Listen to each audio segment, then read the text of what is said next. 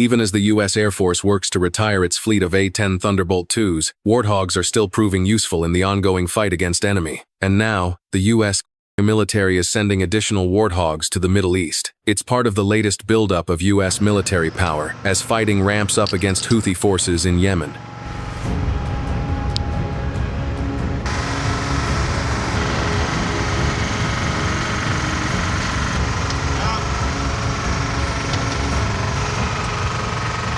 The 124th Fighter Wings A-10s are the latest to deploy to the Middle East. The close air support aircraft have repeatedly been sent to the CENTCOM area of responsibility in different American military buildup periods since October 2023.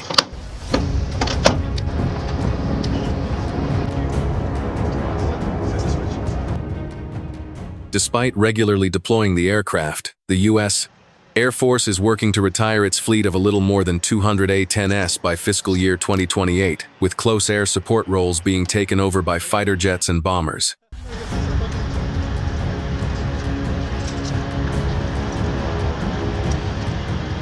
Operations against ISIS targets in Iraq and Syria have been steadily ongoing, but fighting in the Middle East has escalated this month with a restart of hostilities with Houthi forces. The group, which controls much of Yemen, announced it would resume attacks on ships in the Red Sea and Gulf of Aden in response to humanitarian aid blockades into Gaza. Since the 15th of March, U.S. forces have repeatedly bombed Houthi sites in Sana'a and other locations, and intercepted missiles and drones fired towards U.S. Navy assets. The exact number of airstrikes since the 15th of March has not been disclosed, although CENTCOM has characterized it as ongoing on social media.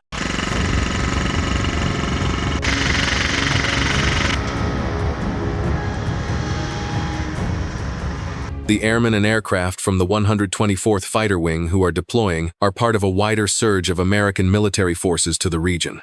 The USS Carl Vinson Carrier Strike Group, including Carrier Air Wing 2, was ordered to the Middle East to join the USS Harry S.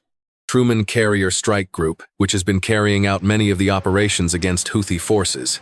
Meanwhile, B-2 Spirit bombers were sent to Diego Garcia, an island in the Indian Ocean, which is often used as a staging ground for operations in the Middle East.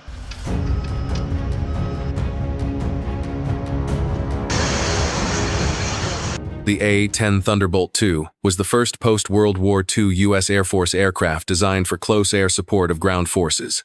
It was a simple, effective, and armored jet aircraft that was more resistant to enemy fire than other fighter aircraft, a single-seat, twin-engine aircraft designed to attack ground targets, including tanks and other armored vehicles. The A-10 was used exclusively by the United States Air Force and was planned to remain in service until 2028.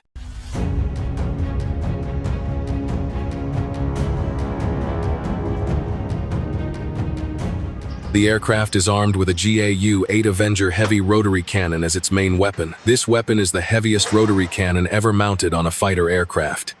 Some parts of the aircraft hull are coated with steel with a total weight of more than 540 kilograms. These parts are designed to continue to function as long as possible. With the protection of the steel layer, it is hoped that the aircraft can continue to fly even though it has suffered severe damage. No wonder the U.S. Air Force still operates the A-10 Thunderbolt II.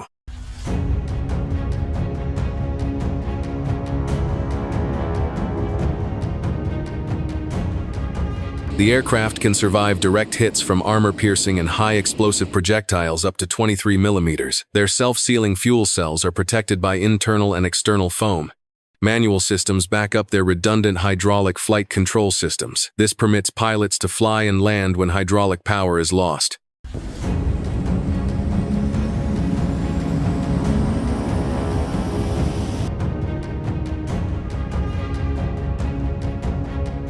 The name behind the A-10 is taken from the P-47 Thunderbolt aircraft, a fighter aircraft that was very effective as air support during World War II. In the U.S. fighter aviation community, the A-10 Thunderbolt is known by the nickname Warthog or Hog. As an air fighter for secondary missions, this aircraft provides air control to the front lines and guides other fighters to attack targets on the ground. The one that is often used on missions like this is the OA-10 variant. According to reports, the A-10 Thunderbolt will continue to be used by the U.S. Air Force until 2028.